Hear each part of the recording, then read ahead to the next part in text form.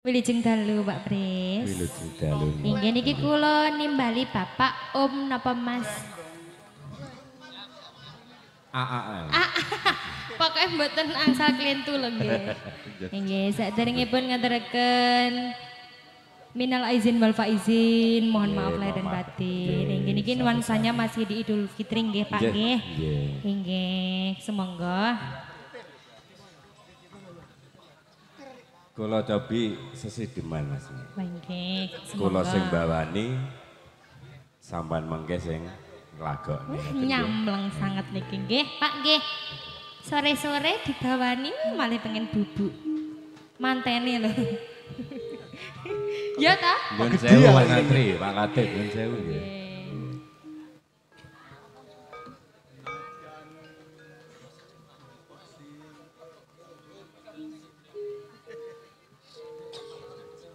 Coba ting-tingane Mas.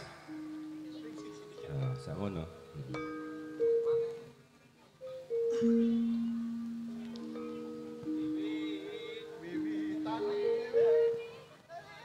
Aku malah kleru.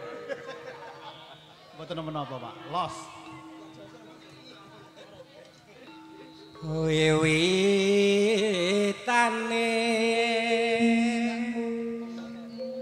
Encewu ngayah nggih. Mas Bayu. Ayo. Handa rek sang peke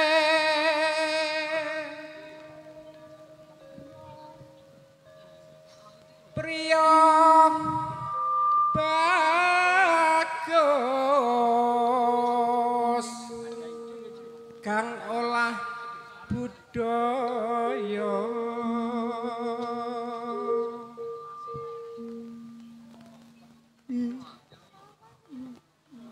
sowan menyang kutha gedhe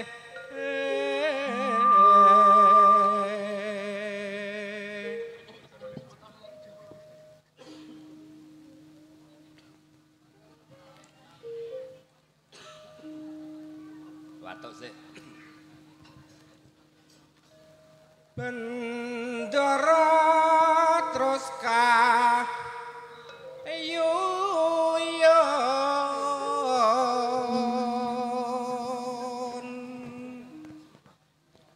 selendang kuning kang saking bukit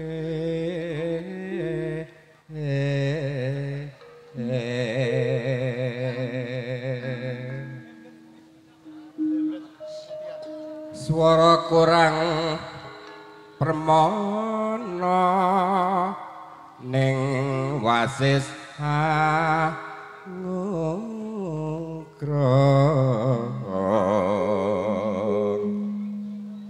rada ceklek titik nduk nggih mboten napa-napa anggungrong marang bendara dah sulestya pijer ngincangake alis terus tresna sesideman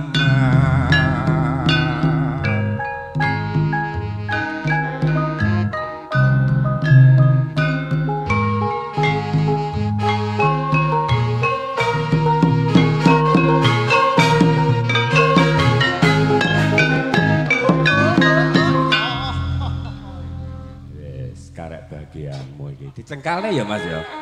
Nggih niki mboten duet kalian jenengan. Aku tak nyawang kok kene sampean ngono. Lha nggih mboten sekeca. Wis tangga gampang. Jenengan sing kenduk-kenduk ten mriku nggih. Jenengan sing cengkal nggih. Lah nggih ngoten lho Pak nggih. Mosok jenengan pun lokasi wayah hangat aku ditinggal. Lah.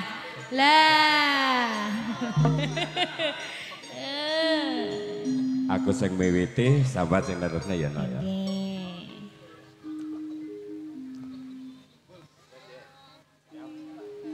Luweh becik patenono perpisahan.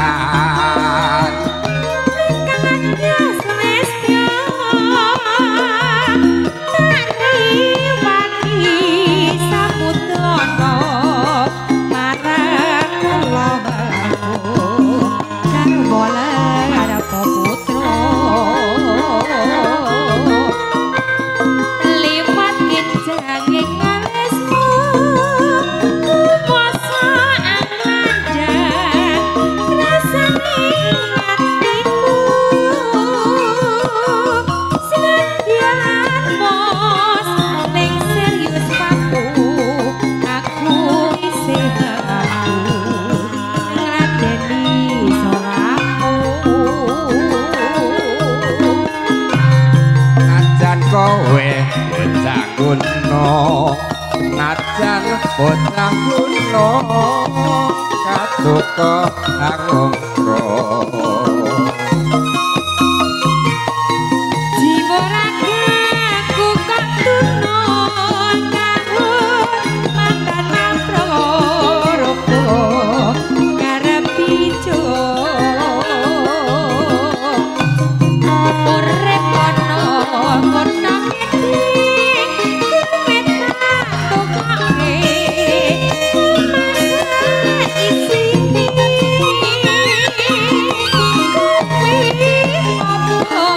apa wae senadyan sasine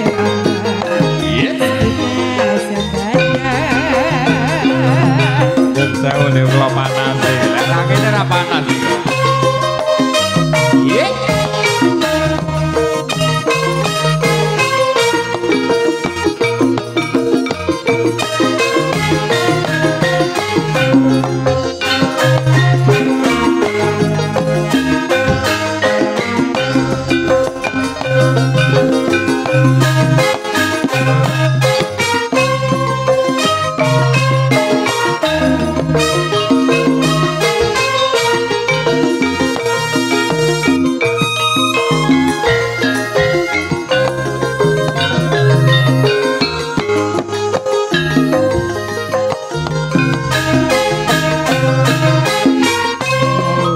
Becek patenono timbang perpisahan.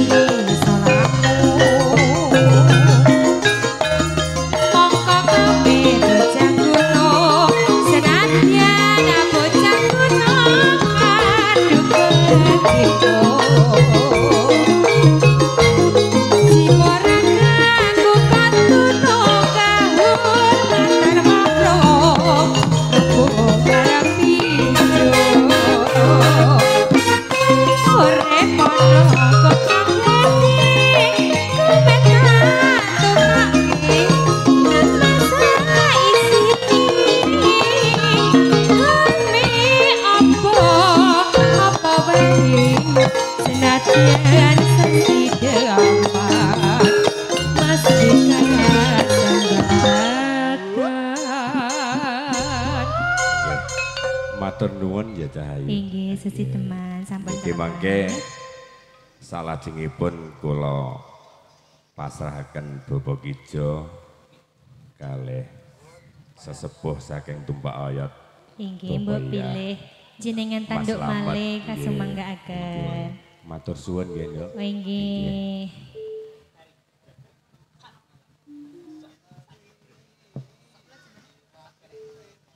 Nggih, matur suwun Mas Pris sampun ngaturaken tembangipun sesi deman.